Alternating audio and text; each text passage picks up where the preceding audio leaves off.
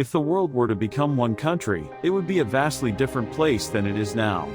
Such a scenario would require the unification of all the countries, which would entail the loss of each nation's unique identity, culture, and sovereignty. Here are some potential outcomes. A single government. A unified world would require a single government to maintain law and order.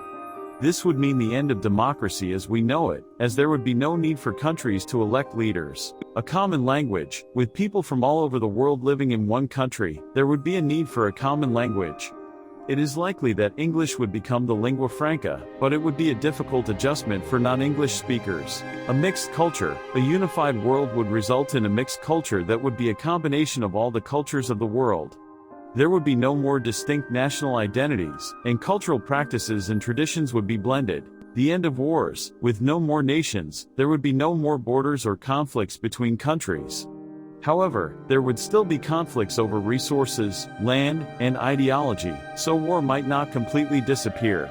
A unified economy. A single country would have a unified economy, and this could have positive or negative consequences.